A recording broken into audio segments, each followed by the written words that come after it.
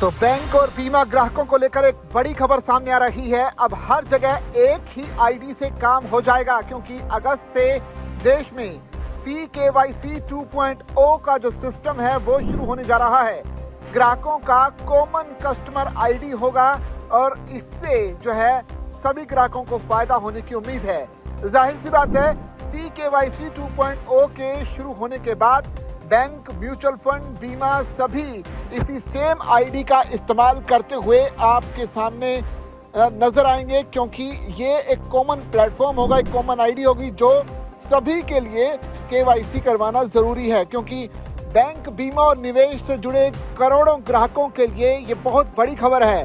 दरअसल अगस्त से central know your customer system, जिसे हम CKYC 2.0 भी कह रहे हैं, वो सिस्टम शुरू होने जा रहा है। इसके लागू होने के बाद कॉमन ग्राहकों को अलग अलग वित्तीय संस्थानों में बार बार KYC दस्तावेज जमा नहीं करने पड़ेंगे।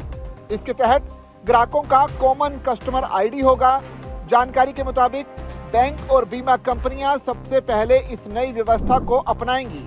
इसके अलावा म्यूचुअल फंड और ब्रोकरेज कंपनियों के भी इस साल के अंत तक इससे जुड़ने की उम्मीद की जा रही है। Reserve bank of India, securities and exchange board of India और इंश्योरेंस रेगुलेटर मिलकर इस प्रोजेक्ट पर काम कर रहे हैं।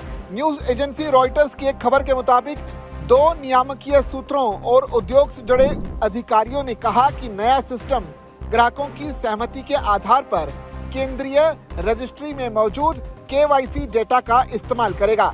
या फिर आसान भाषा में समझें तो यदि किसी व्यक्ति का KYC पहले से ही CKYC रजिस्ट्री में उपलब्ध है तो नया बैंक अकाउंट, बीमा पॉलिसी या अन्य वित्तीय उत्पाद लेने के लिए उसे दोबारा वही दस्तावेज जमा करने की जरूरत नहीं होगी।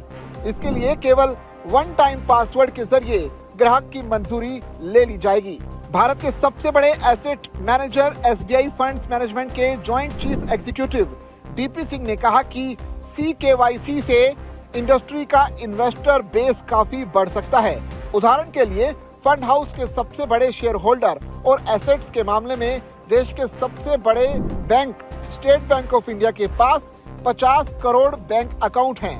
सिंह ने कहा कि अगर यूनिवर्सल कस्टमर आइडेंटिफिकेशन के बाद योग्य ग्राहकों का एक छोटा हिस्सा भी निवेश करना शुरू कर देता है तो इसका बहुत बड़ा फायदा हो सकता है। उन्होंने कहा कि इस फ्रेमवर्क को 4 महीने के भीतर इंडस्ट्री के लिए लागू किया जा सकता है। इसके अलावा भारत के सबसे बड़े इंश्योरेंस मार्केट प्लेस पॉलिसी बाजार के बिजनेस हेड पारस पसरीचा ने कहा कि रिकॉर्ड्स को लगभग रियल टाइम में अपडेट किया जा सकता है। उन्होंने कहा कि इंश्योरेंस कंपनियां क्षमताएं विकसित करने की प्रक्रिया में हैं। भारत में पहले से ही एक सेंट्रल रजिस्ट्री है जिसमें लगभग 1.2 अरब ग्राहकों के रिकॉर्ड हैं, लेकिन डेटा की क्वालिटी जैसे कि डुप्लीकेशन और अधूरी जानकारी को लेकर चिंताओं के कारण इसका बड़े पैमाने पर इस्तेमाल नहीं होता। RBI द्वारा रजिस्ट्री से लिए गए रिकॉर्ड को स्वीकार न करने के कारण निवेशकों को अन्य फाइनेंशियल प्रोडक्ट्स का लाभ उठाने के लिए वही डॉक्यूमेंट्स एक बार फिर से जमा करने पड़ते थे। वर्ल्ड बैंक के डेटा के मुताबिक साल 2024 में लगभग 89% वयस्कों के पास बैंक अकाउंट थे, लेकिन रेगुलेटरी डेटा से पता चलता है कि म्यूचुअल फंड, इंश्योरेंस और पेंशन में हिस्सेदारी अभी भी काफी कम है।